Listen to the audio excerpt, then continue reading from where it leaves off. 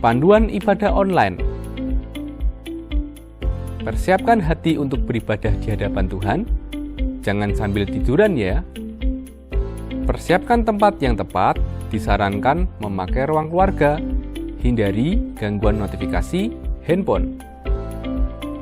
Persiapkan waktu untuk fokus beribadah. Jangan selfie, komen-komen, atau ngobrol sendiri. Pakailah pakaian yang sopan, yang menunjukkan sikap hormat beribadah.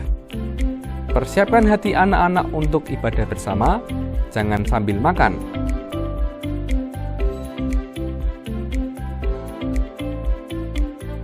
Selamat beribadah.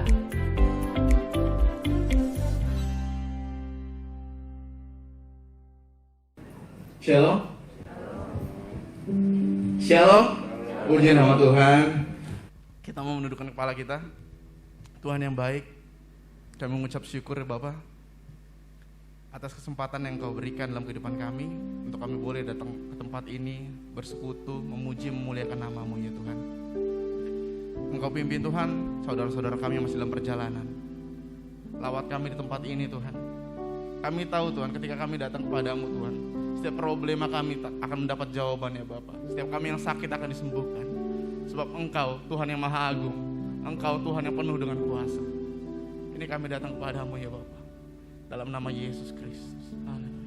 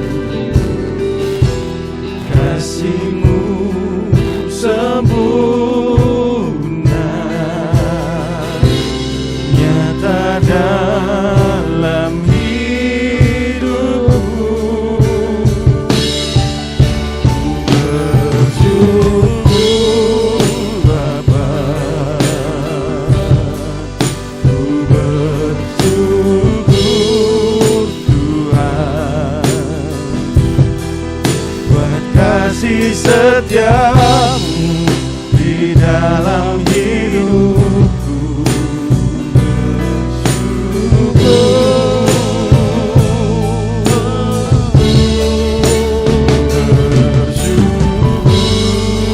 Bapa, ku bersyukur Tuhan, makasih setiamu di dalam hidupku, ku bersyukur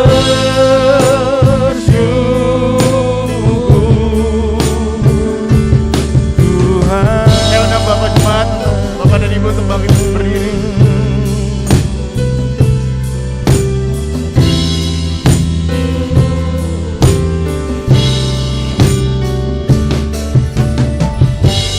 Banyak yang Kau perbuat di dalam hidupku, rancangan indahmu terjadi di hidupku, Bapa yang mengerti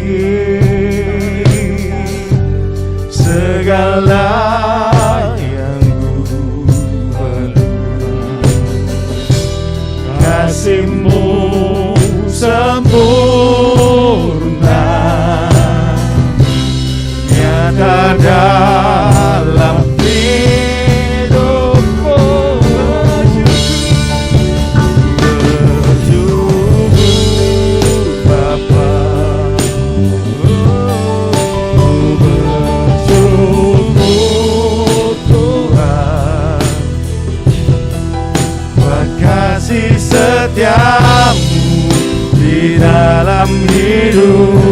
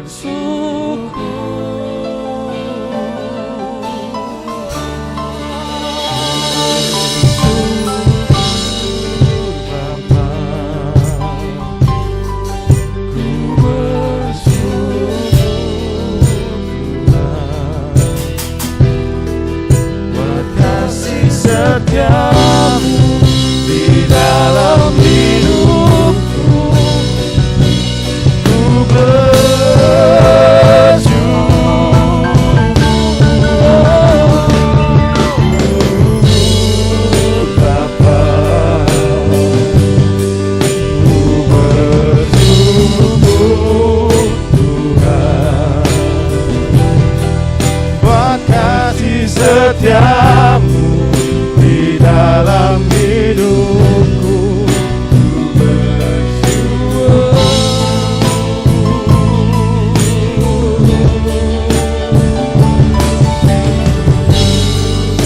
Bapa, ku bersyukur Tuhan buat kasih setiamu di dalam hidupku.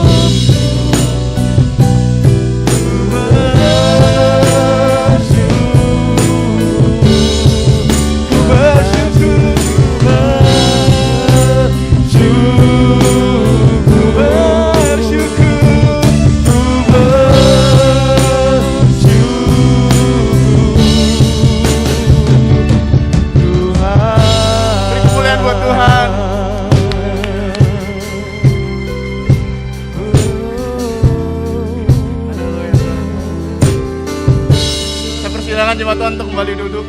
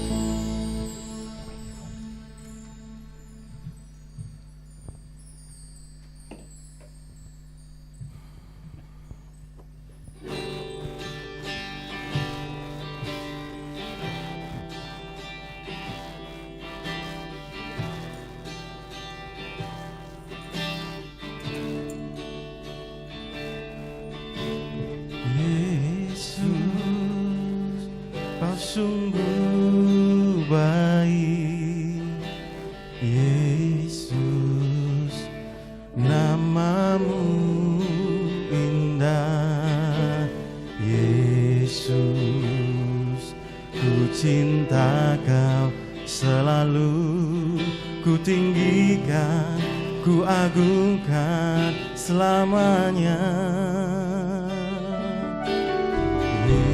Yesus, kau sungguh baik, Yesus, namamu indah, Yesus, ku cinta kau selalu, ku tinggikan, ku agungkan selamanya.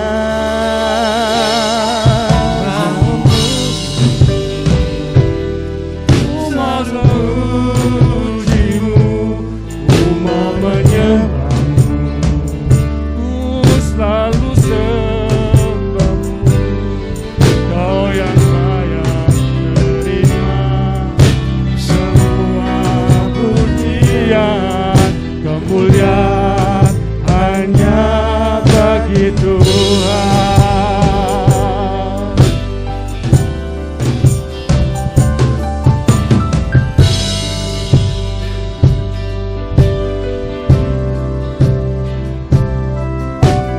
Yesus, kau sungguh baik, Yesus, namamu indah, Yesus, ku cinta kau selalu, ku tinggikan, ku agungkan selamanya.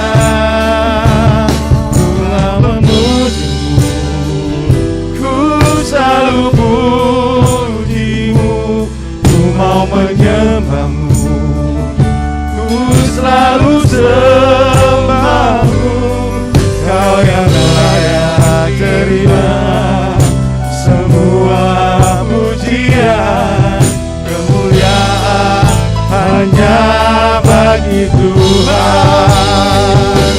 Ku mau memuji, ku selalu pujimu, ku mau menyembahmu, ku selalu sembahmu, kau yang layak terima semua pujian, kemuliaan hanya bagi Tuhan.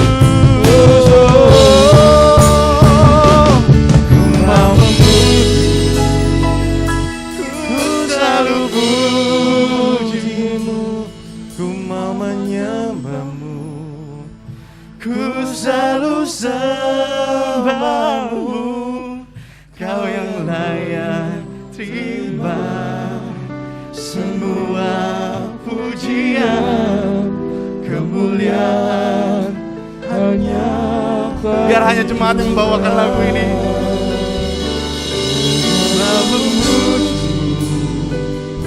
Ku selalu pujimu, ku mau menyembahmu, ku selalu sembahmu,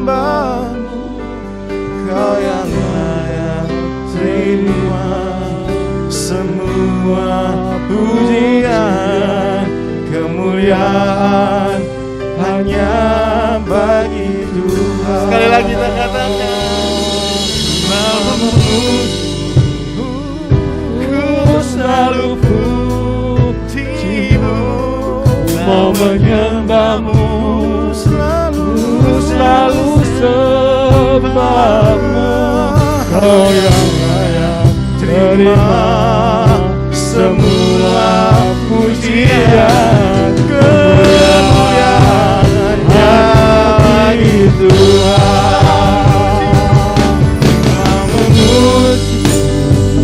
Ku selalu pujimu, ku mau menyembahmu, selalu sembahmu, Kau yang layak terima semua pujian, kemuliaan hanya bagi Tuhan. Ku mau memujimu, ku selalu pujimu, ku mau menyembahmu, ku selalu sembahmu, Kau yang layak terima semua pujian, kemuliaan hanya bagi Tuhan. Ku mau memujimu, ku selalu pujimu, ku mau menyembahmu, ku selalu sembah, Kau yang layak terima semua pujian, kemuliaan hanya bagi. Mari angkat tanganmu sama-sama, ku mau memujimu, ku selalu pujimu, ku mau menyembahmu, ku selalu sembah, Kau yang layak terima semua pujian, kemuliaan hanya. Sekali lagi dengan segenap hati, ku mau memujimu, haleluya. Ku selalu pujimu, ku mau menyembahmu, selalu hanya Kau yang layak semua pujian, kemuliaan hanya bagi Tuhan. Kau yang layak, Kau yang layak terima semua pujian, kemuliaan hanya bagi Tuhan. Kau yang layak terima semua pujian, kemuliaan hanya bagi Tuhan. Kau yang layak terima pujian Tuhan. Haleluya, haleluya. Terima kasih Tuhan, terima kasih. Kau yang layak terima pujian, Kau yang layak terima sembah kami. Haleluya.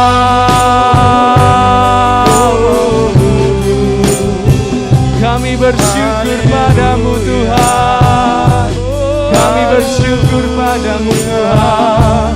Ku mau menyembahmu, ku mau sembahmu Tuhan.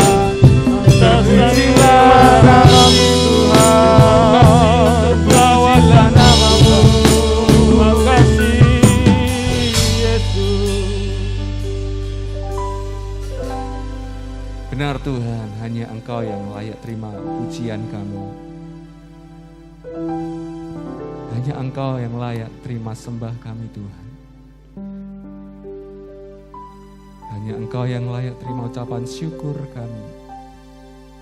Karena Engkau Allah yang setia, Allah yang sungguh baik, yang selalu menolong kami Tuhan. Terima kasih Tuhan, kami menyiapkan hati kami pagi hari ini untuk ditaburi benih firman-Mu yang baik dalam kehidupan kami Tuhan. Bila firman-Mu bertumbuh dan berbuah manis dan lebat dan menjadi berkat bagi kami dan bagi semua orang. Terima kasih, terpujilah nama-Mu di dalam nama Tuhan Yesus. Haleluya. Amin. Shalom. Shalom. Kiranya damai sejahtera selalu menyertai kita semua sampai selama-lamanya.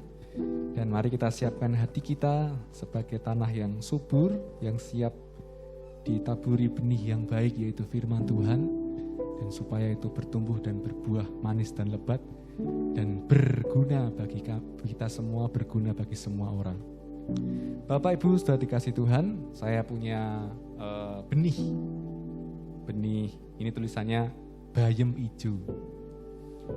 Sebuah benih dari pohon atau tanaman akan bertumbuh dan akan berbuah jika benih ini itu dipelihara dengan baik.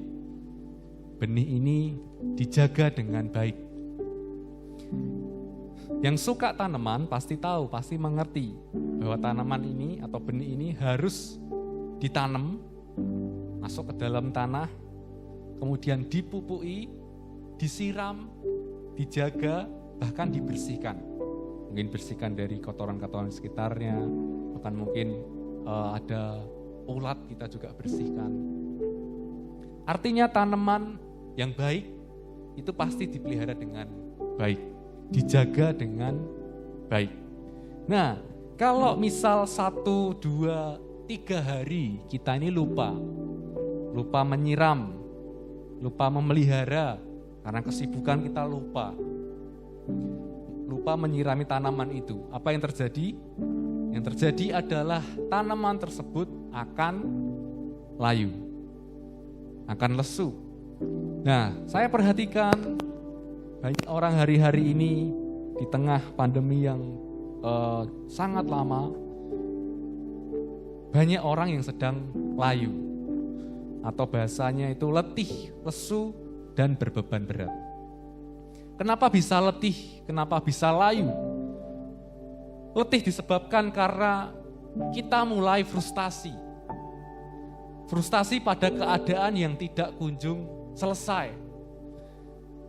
Keadaan yang tidak kunjung berubah. Frustasi pada permasalahan yang tak kunjung ada jalan keluarnya. Semakin lama semakin rumit. Kapan ini selesainya? Bagaimana solusinya kita tidak tahu. Kenapa kita bisa frustasi? Karena frustasi itu sangat-sangat membutuhkan banyak tenaga. Menguras banyak tenaga kita, pikiran kita, hati kita, sehingga kita ini kehabisan tenaga, kehabisan baterai, akhirnya membuat hati kita ini lesu, hidup kita ini lesu. Karena fokus kita itu gimana caranya menyelesaikan ini. Kok masalah ini gak bisa selesai-selesai? Keadaan tidak berubah, tidak semakin baik, semakin buruk. Dan kita mulai frustasi. Kenapa bisa frustasi? Jawabannya sederhana Bapak Ibu sudah dikasih Tuhan. Karena apa yang kita alami sungguh sangat berbeda dengan apa yang kita harapkan. Kita punya harapan tahun 2020 mencapai hal A, tapi yang terjadi hal yang lain. Pengennya positif, yang terjadi negatif. Jadi apa yang kita alami itu sangat berbeda dengan apa yang kita harapkan. Mungkin di awal tahun 2020 kita punya rencana, punya tujuan, bahwa tahun 2020 hidupku semakin baik, ekonomi semakin baik, keluarga semakin baik, dan sebagainya. Tidak tahu di awal tahun terjadi ini seperti badai yang sangat menerpa dengan cepat dan merubah semua. Kalau kita tidak siap, kita bisa frustasi. Dan ini yang tidak kita harapkan terjadi. Dan kita terlalu fokus, kok bisa terjadi, kok tidak selesai-selesai permasalahan ini. Makanya saya mendorong Bapak Ibu semua mengajak dan berdoa sama-sama kita untuk memberi semangat supaya kita ini semua mempunyai iman. Seperti pujian tadi, pujian kedua, kita ini punya iman. Karena iman adalah dasar dari segala sesuatu yang kita harapkan dan bukti dari segala sesuatu yang tidak kita lihat. Jadi kita tidak mendasari hidup kita pada kenyataan. Kita tidak mendasari hidup kita pada keadaan yang sedang kita alami. Keadaannya tidak berubah, semakin buruk, kita tidak mendasari hidup di hal itu. Tetapi kita mendasari hidup kita pada iman. Iman adalah dasar dari segala sesuatu yang kita harapkan. Jadi bukan kita taruhkan hidup kita kepada keadaan atau kenyataan yang ada, tapi dasarnya adalah iman. Atau terkadang kita ini minta bukti sama Tuhan atau bukti sama hamba Tuhan. Mana sih pertolongannya Tuhan? Mana buktinya jika Tuhan tuh bisa melepaskan kita dari pandemi ini, dari permasalahan ini? Kita minta bukti. Kalau kita minta bukti baru percaya, kita ini anggotanya Thomas. Thomas ngomong, kalau aku nggak melihat Tuhan Yesus sendiri, aku nggak percaya. Tapi kalau aku melihat sendiri, aku baru percaya. Tapi Bapak Ibu, renungkan baik-baik. Jangan minta bukti, karena bukti itu sudah ada, yaitu di dalam iman. Apakah pengorbanan Tuhan Yesus tidak cukup membuktikan bahwa Tuhan itu sangat baik buat setiap kita?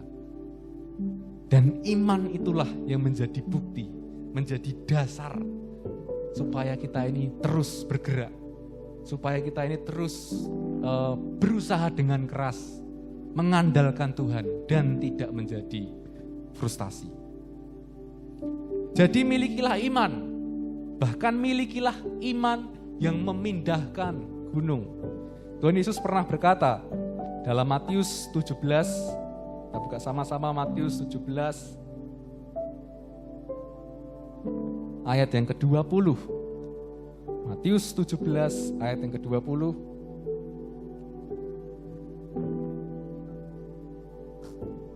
Matius 17 ayat 20 berkata, Ia berkata, atau Yesus berkata kepada mereka, karena kamu kurang percaya, sebab aku berkata kepadamu, sesungguhnya sekiranya kamu mempunyai iman sebesar biji sesawi saja, kamu dapat berkata kepada gunung ini, pindah dari tempat ini ke sana, maka gunung ini akan pindah dan takkan ada yang mustahil bagimu. Suatu perbandingan yang sangat jauh, satu perbandingan yang bahkan tidak bisa diukur sebenarnya antara biji dengan gunung, benih dengan gunung. Maksudnya adalah ketika kita memiliki iman, dampaknya itu besar. Bahkan dikatakan tadi di Matius 17 ayat 20, kata-kata terakhir, ketika kita memiliki iman, takkan ada yang mustahil bagi kita yang memiliki iman. Imannya sebiji sesawi, tapi bisa memindahkan gunung. Dampaknya luar biasa. Dampaknya bahkan sampai suatu hal yang tidak bisa kita pikirkan. Melebihi apa yang kita bayangkan. Melebihi apa yang kita pikirkan. Dampaknya seperti itu. Dengan biji dan gunung. Nah, seperti uraian di awal tadi, di awal Paul tadi, bahwa benih biji ini harus ditanam, harus dipupui, harus disiram, harus dijaga, dan harus dipelihara. Dan saya percaya ketika Tuhan ngomong, bahwa kamu harus mempunyai iman sebesar biji sesawi, itu mesti ada maksud yang lebih dalam. Karena begini, Bapak Ibu saudara dikasih Tuhan, saya percaya Bapak Ibu sering mendengarkan firman ayat ini, imanmu harus biji sesawi. Mungkin 5 tahun yang lalu kita mendengar itu, 1 tahun yang lalu kita mendengar itu, imanmu harus sebiji sesawi. Tapi hari ini kalau Bapak Ibu mendengar, dan masih didapati, imanmu masih sama sebiji sesawi, berarti imanmu tidak pernah bertumbuh. Karena iman biji sesawi ini harus ditanam, dipelihara, dan bertumbuh menjadi pohon yang besar. Jadi imanmu masih sama. Wah, saya bangga imanku sebiji sesawi. Jangan bangga Bapak Ibu. Berarti Bapak Ibu ketika dianugerahi iman, ya dibiarin aja tetap sebiji sesawi. Dikantongi, dan biji kalau tidak pernah ditanam tetap namanya biji. Kecil, masih kecil. Memang kita nggak bisa remehkan biji ketika ditanam, ketika dipelihara. Tapi kalau biji ini dibiarkan, ya tetap biji. Kalau tahun yang lalu mendengar firman ini, puji Tuhan, amin, imanku harus sebiji sesawi. Tapi kalau tahun ini masih ada, didapati iman kita sebiji sesawi, iman kita tidak pernah bertumbuh.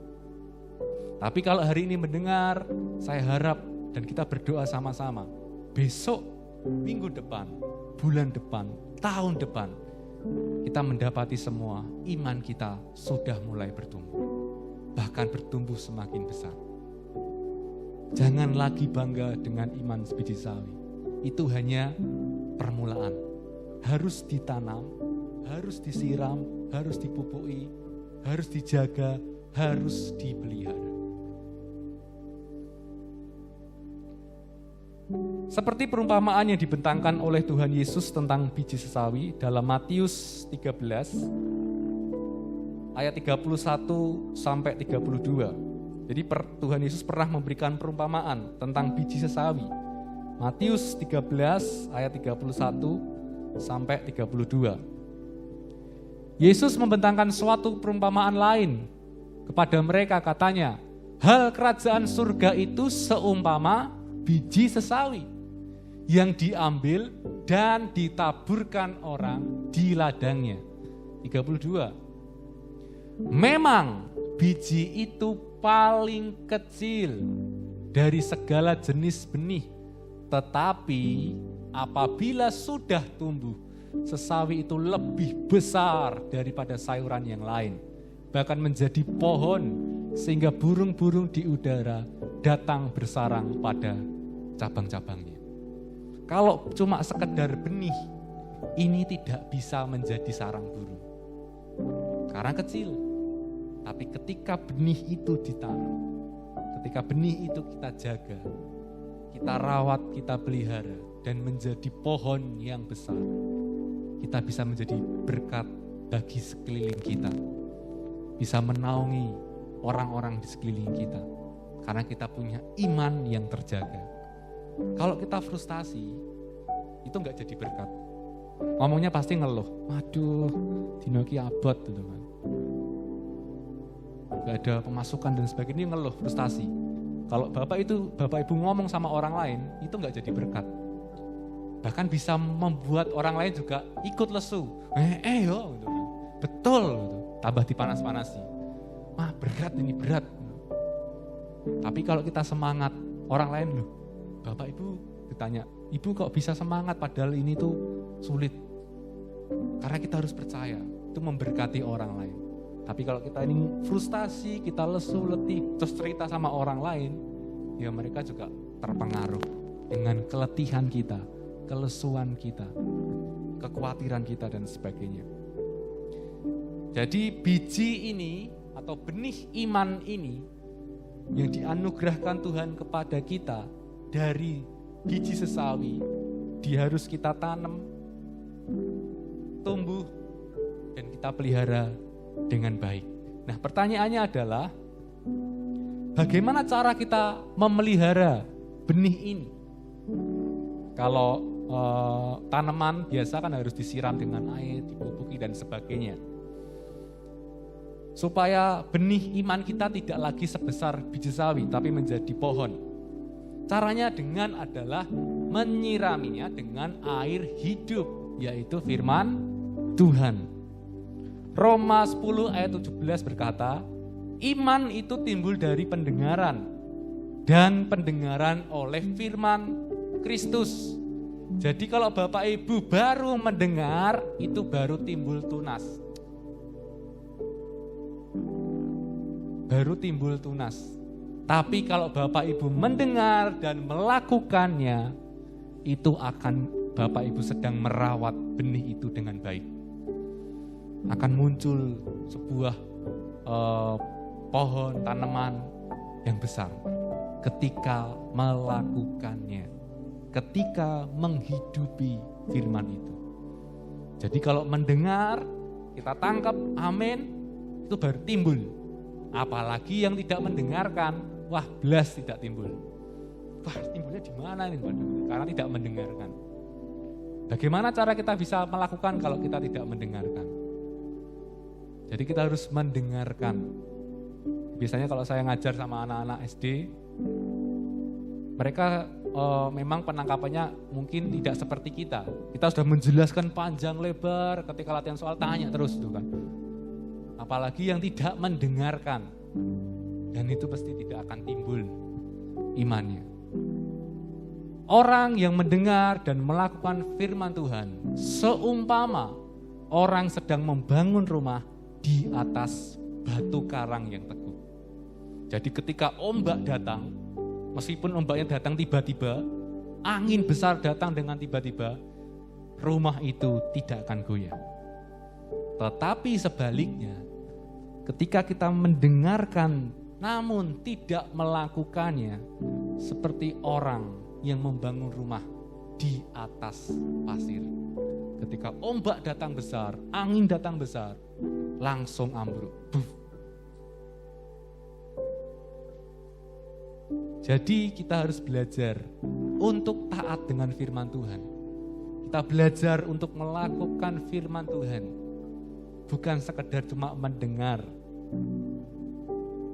Mendengar baru awal, melakukannya itu praktek kita, aplikasi kita. Ketika kita keluar dari gereja ini, itulah di mana ladang kita untuk melakukan firman Tuhan. Seperti imannya Nuh. Ketika Nuh mendengarkan suara Tuhan, Nuh bikin bahtera. Nanti akan terjadi air bah yang besar.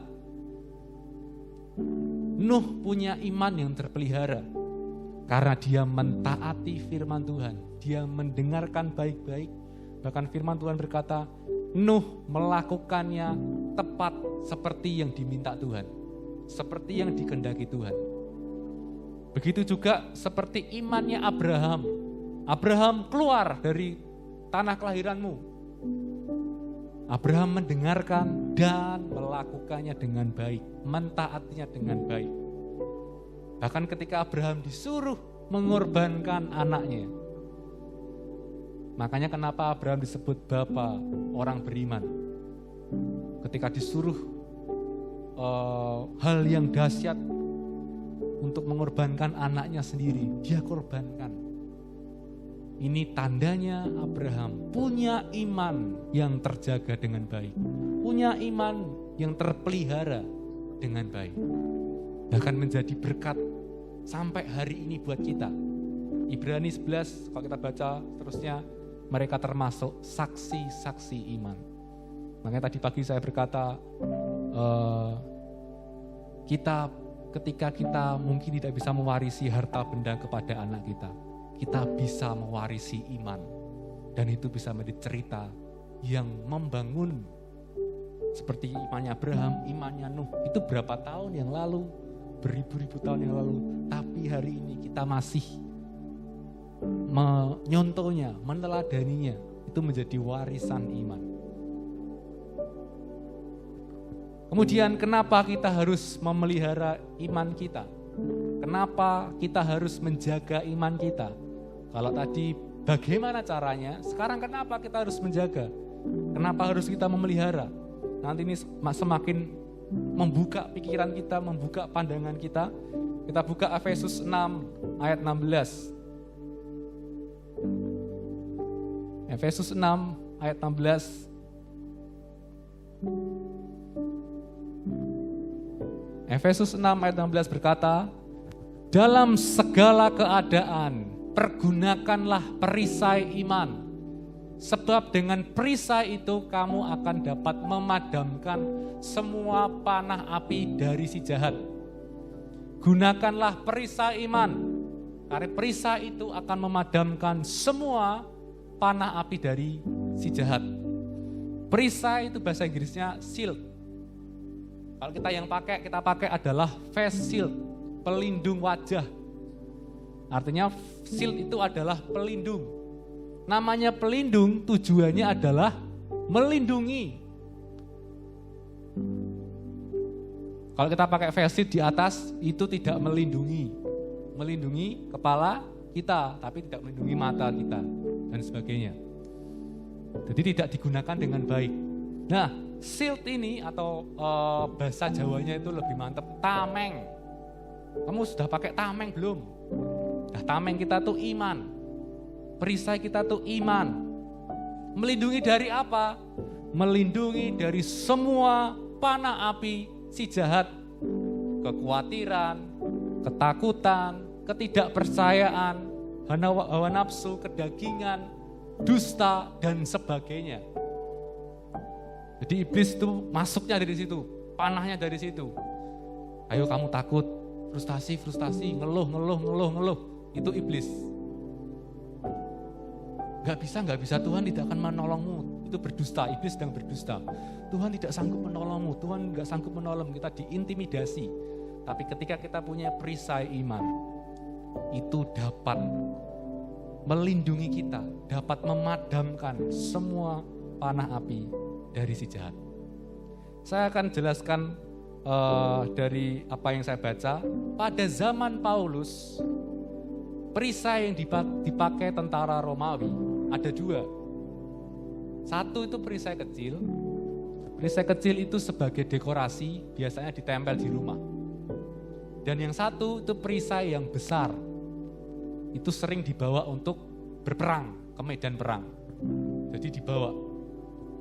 Lah, perisai ini mampu melindungi diri dari hujan panah api. Kalau Bapak Ibu lihat film zaman dulu, kalau mereka perang, pasti pakai panah dan ada apinya. Boom, ada apinya.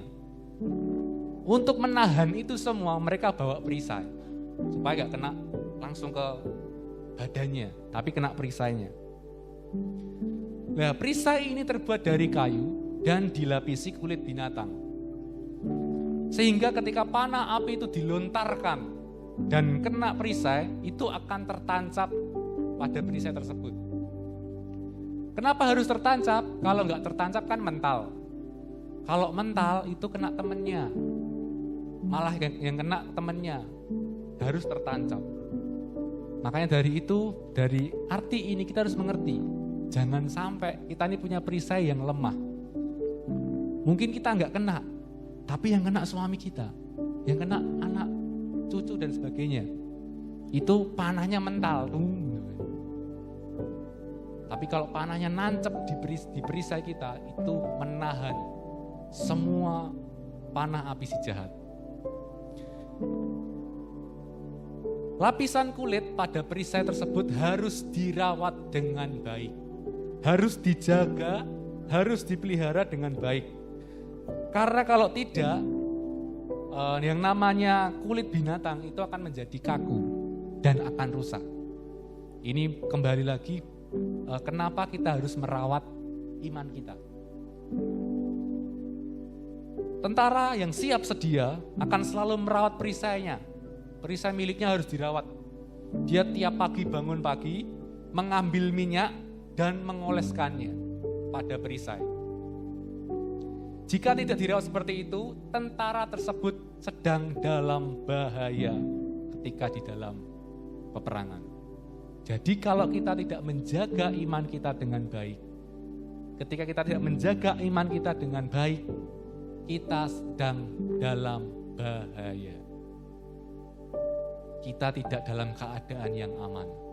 Artinya kita sedang mencelakai diri kita sendiri. Padahal Tuhan sudah anugerahkan yang namanya perisai iman. Dan tugas kita harus menjaga. Nah, satu lagi. Sebelum tentara Romawi itu maju ke medan pertempuran, dia harus merendam perisai itu ke dalam air. Kenapa? Karena yang dilawan adalah panah api. Jadi ketika panah api dilontarkan kena air, nancep, itu apinya langsung mati. Jadi kita ingat firman yang berkata dalam Efesus 5 ayat 26, untuk menguduskannya sesudah ia menyucikannya dengan memandikannya dengan air dan firman. Sehingga iman itu tidak dapat dipisahkan dari firman Tuhan dan Roh Kudus. Kita harus mendengar, melakukan firman Tuhan, dan punya hubungan intim dengan Roh Kudus. Tugas kita adalah menjaga iman kita dengan baik. Kalau kita tidak menjaga iman kita dengan baik, artinya kita tidak punya perisai iman yang kuat. Ketika badai datang, panah api itu datang, orang itu mulai frustasi, mulai putus asa, mulai takut, mulai gentar. Pertanyaan sekarang, iman Bapak Ibu ada di mana? Sedang digantungkan sebagai dekorasi atau sedang dibawa? Kalau sedang digantungkan sebagai dekorasi, ketika tiba-tiba ada musuh datang, kita bingung. Loh, kok perisai imanku cilik gitu kan? Kok kecil? Ya itu yang digantungkan karena kecil. Ketika kita bawa yang besar, loh kok bisa tembus? Kok bisa bobol ini namanya panahnya? Kalau bobol kita nyalain siapa? Nyalain Tuhan. Kenapa Tuhan? Aku sudah beriman, saya sudah berdoa, tapi imannya tidak pernah dijaga. Tapi kenapa masih diserang? Masih kewalahan? Karena iman kita tidak pernah kita jaga. Iman kita tidak pernah kita pelihara dengan baik. Jadi kita harus belajar menjaga iman kita dengan baik, memelihara iman kita dengan baik. Karena itulah yang akan melindungi kita dari semua serangan si jahat. Kita punya permasalahan masing-masing di rumah, di keluarga kita masing-masing, dan kita butuh perisai yang kuat. Kita butuh perisai yang sangat-sangat kuat untuk menahan semua serangan itu. Karena kita tidak tahu kapan ini akan selesai. Dan kita tidak tahu kapan kita sanggup bertahan. Tapi percayalah, ketika Bapak Ibu mempunyai iman yang kuat, yang Bapak Ibu pelihara dengan baik, engkau akan bertahan sampai garis akhir dengan perisai iman tersebut. Makanya dalam 2 Timotius 4 ayat 7, 2 Timotius 4 ayat 7 berkata, aku telah mengakhiri pertandingan yang baik, aku telah mencapai garis akhir, dan aku telah memelihara iman. Jadi orang yang mengakhiri pertandingan dengan baik, bukan hanya dia itu sampai di garis akhir, tapi juga dengan memelihara iman. Itu satu paket sebenarnya. Karena orang yang tidak memelihara iman tidak bakal sanggup sampai garis akhir. Tidak sanggup mengakhiri pertandingan dengan baik. Tapi orang yang menjaga imannya dengan baik, dengan dia ini mentaati firman Tuhan, dengan dia ini berhubungan intim dengan Roh Kudus, setiap hari, setiap saat, seperti menjaganya, menjaga perisainya, mengolesinya dengan minyak, memasukkannya di dalam air. Dia sedang melindungi hidupnya, bahkan keluarganya, atau bisa menahan yang namanya serangan si jahat. Dan saya percaya, dan saya berdoa bagi kita semua, kita bisa sampai di garis akhir, sampai di pertandingan, mencapai pertandingan dengan baik, karena kita memelihara iman kita, karena kita menjaga iman kita dengan baik. Jangan pernah dasari hidup Bapak Ibu semua dengan kenyataan, karena itu bisa membuat Bapak Ibu semua frustasi. Tapi dasarilah dan lihat buktinya dari iman kita kepada Tuhan.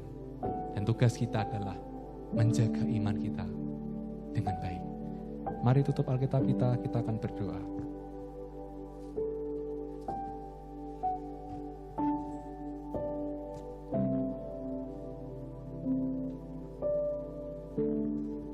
Tuhan Yesus, kami sudah mendengarkan firman-Mu pada pagi hari ini. Roh Kudus, Engkau yang menolong dan membimbing kami untuk melakukan setiap firman yang kami dengar. Kami tahu kami manusia yang lemah, tapi kami tidak mau terkurung dengan manusia yang lemah. Dan kami belajar untuk mengandalkan dan berharap kepadamu. Tuhan Yesus, kami memohon kepadamu, Engkau menjagai iman kami, Engkau menolong kami. Kami percaya ketika kami berusaha keras menjaga iman kami, menjaga perisai iman kami, Engkau tidak pernah meninggalkan kami. Engkau selalu menolong kami, Engkau selalu membimbing kami, Engkau selalu menyertai kami. Terima kasih Tuhan, biarlah kami dapat bertahan sampai akhir. Kami dapat memelihara iman kami dengan baik, dan kami mendapatkan mahkota kehidupan dan mendapatkan bagian warisan daripada-Mu. Terima kasih Tuhan, terima kasih, kami bersyukur di dalam nama Tuhan Yesus. Haleluya. Amin. Waktu dan tempat.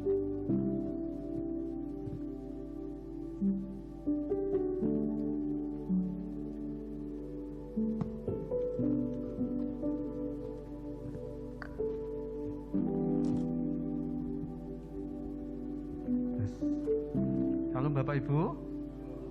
Iya. Kalau minggu yang lalu Pak Gembala menyampaikan tentang intuitif ya, tentang manusia roh.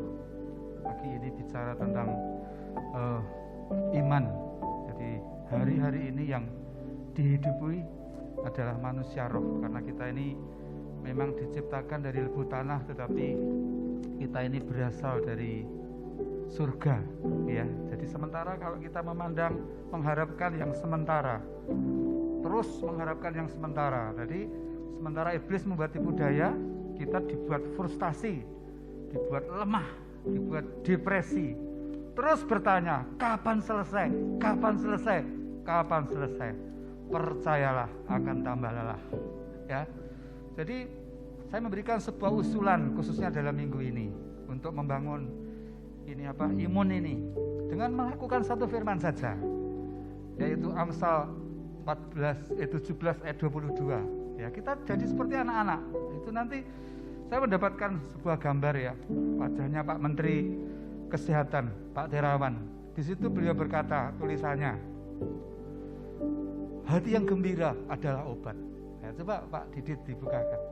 Kita lakukan satu ini saja dalam minggu ini. Nah, nanti sebelum pulang kita nyanyikan pujian ini. Jadilah seperti anak-anak, ya, yang bisa nari-narilah. Kita nari-nari walaupun dengan memakai masker memang tidak enak. Ya, tadi saya melayani di GKI Tanjung Karang. Di sana ternyata tua-tua mempersilahkan yang khotbah maskernya dicopot karena jaraknya 4 meter. Wah, saya sangat berterima kasih, ini masker hadiah dari Pak Gembala ini. Saya dapat beberapa, saya irit-irit. Ya, tapi ini perintahnya tadi sederhana. Firman-Nya bicara bagaimana?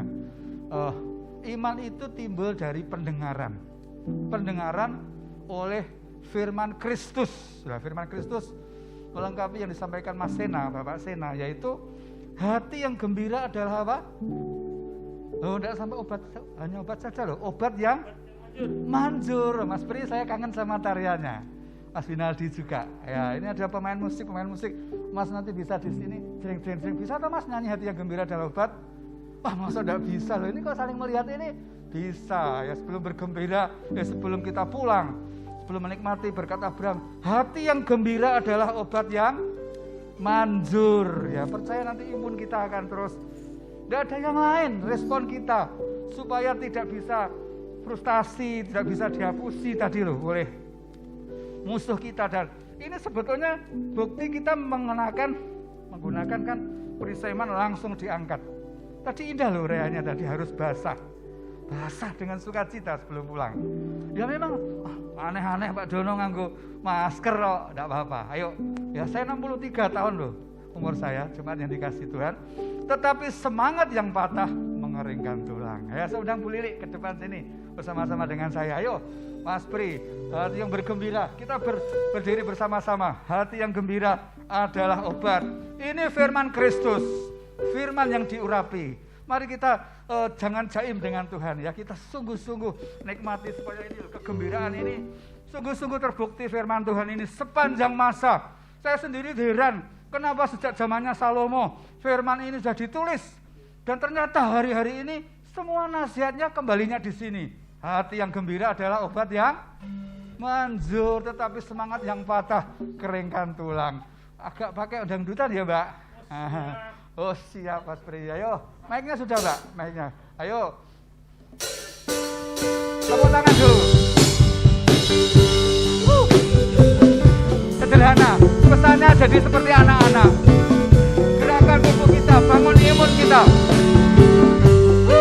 Amin. Hati yang gembira Adalah obat. seperti obat hati yang senang, Tapi semangat, tapi semangatnya pada berikan tulang. Hati yang gembira apa? Tuhan senang. Tepuk tangannya tambah lagi. Hati yang gembira adalah obat, Adalah obat. seperti obat hati yang senang, Tapi semangatnya pada tapi semangatnya pada berikan tulang. Mas Pri sangat Hati menikmati. yang gembira Tuhan senang. Hati yang gembira. Hati yang Mari kita bersuka cita di rumah Tuhan. Ini yang kita terima rema. Roma 14 ayat 17. hati yang senang, Tapi semangat, tapi semangat yang pada pada keringkan tulang. Oh, hati yang gembira Tuhan senang. Hati yang gembira adalah obat, seperti obat hati yang senang. Hati yang semangat, tapi semangatnya Iblis tidak bisa membuat kami frustasi. Kami milih sukacita. Hati yang Kami milih gembira bergembira. Tuhan senang. Hati yang gembira. Hati yang gembira Ayo kita milih bergembira. adalah Bapak-bapak, ibu-ibu. obat, seperti obat hati yang senang, Tapi semangat. tapi semangat yang padam keringkan tulang. Hati yang gembira Tuhan senang. Hati yang gembira. Hati yang gembira adalah obat, Dengar, jiwaku dengar. seperti Engkau harus bergembira. obat Engkau harus hati segar. yang senang. Karena ini menyenangkan hati Tuhan. Tapi semangat yang pada Keringkan tulang. hati yang gembira Tuhan senang. Sekali lagi. Hati yang gembira adalah obat, Adalah obat. seperti obat hati yang senang. Tapi semangat mata keringkan tulang. Hati yang gembira Tuhan senang. Tuhan senang. Tuhan senang. Hati yang Tuhan senang. Tuhan senang. Tuhan senang. Sekali lagi. Tuhan senang.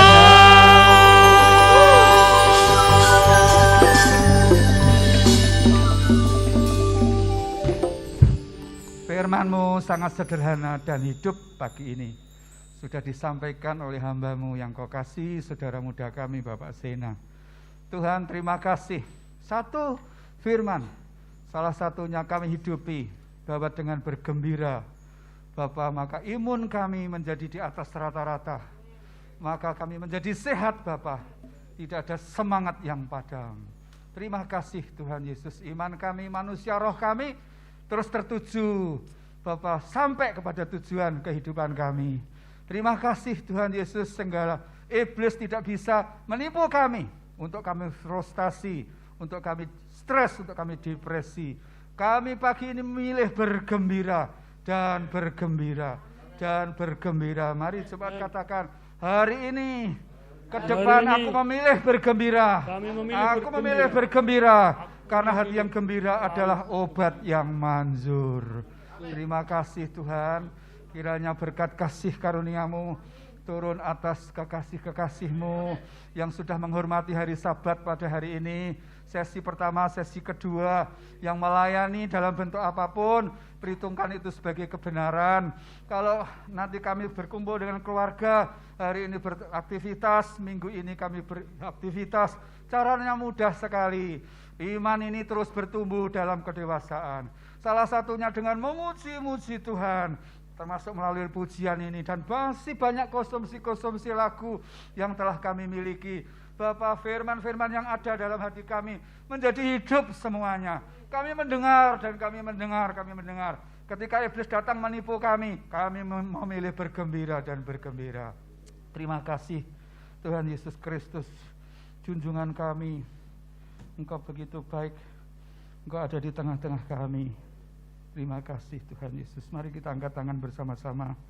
Jemaat yang dikasihi Tuhan, Tuhan memberkati engkau dan melindungi engkau. Tuhan menyinari engkau dengan wajah-Nya dan memberi engkau kasih karunia, limpah kasih karunia, keadilan dan kebenaran limpah atas engkau. Tuhan menghadapkan wajah-Nya kepadamu dan memberi engkau damai sejahtera. Bahkan berkat Tuhan yang menyelamatkan turun atas kita semua. Karena engkau telah menghormati hari Sabat pada pagi hari ini, jemaat, ulanglah engkau dengan mengendarai kendaraan kemenangan, melintasi bukit-bukit yang ada di dalam perjalanan hidup kami. Kemenangan lepas kemenangan, karena kita semua adalah lebih daripada pemenang. Dalam nama Bapa, Putra, dan Roh Kudus, segala berkat Abraham yang menjadi bagian kami terima. Dan firman Tuhan termeterai dalam hati hidup kami, memerdekakan kami, terus terngiang-ngiang bicara kepada kami. Kami harus bertumbuh dan bertumbuh, termasuk memelihara hati kami selalu gembur Bapa. Hati yang baik menghasilkan 30, 60, 100 kali lipat ganda. Dalam nama Yesus kami berdoa. Haleluya. Amin. Shalom, Tuhan Yesus memberkati.